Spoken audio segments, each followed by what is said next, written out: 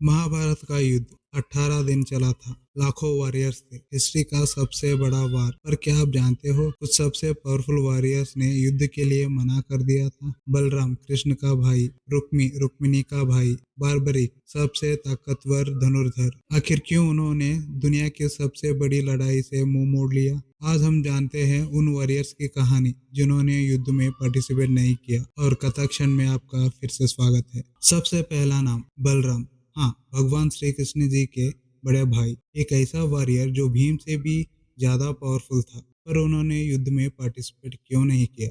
वो दोनों तरफ से कनेक्टेड थे। दुर्योधन उनके शिष्य था। बलराम जी ने उन्हें गदा युद्ध सिखाया और पांडव वो उनके देवर थे।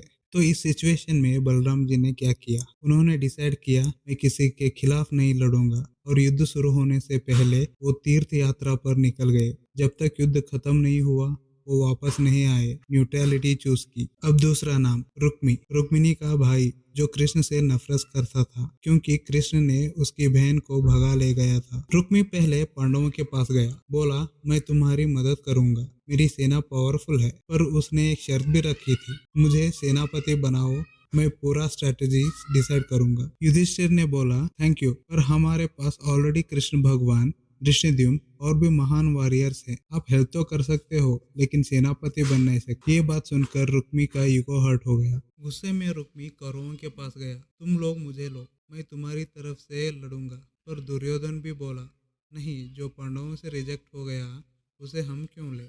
रुक्मी इतना शर्मिंदा हो गया कि उसने युद्ध में पार्टिसिपेट ही नहीं किया।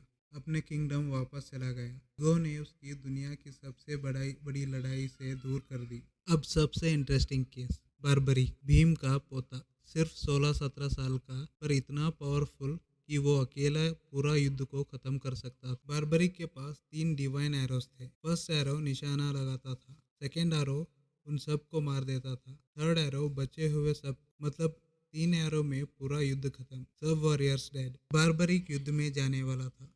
तभी रास्ते में श्री कृष्ण ने ब्राह्मण के रूप में रोका। पूछा, बेटा किसकी तरफ से लड़ोगे?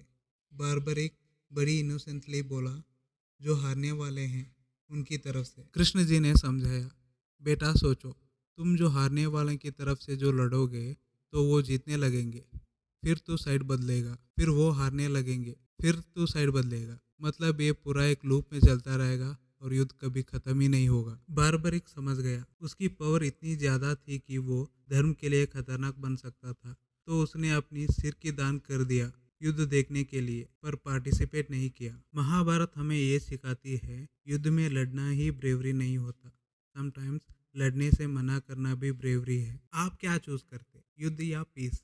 कमेंट में बताएं। और अगर ये लेसन अच्छा लगा तो सब्सक्राइब करें, क्योंकि महाभारत की और कहानियाँ लाने वाले हैं।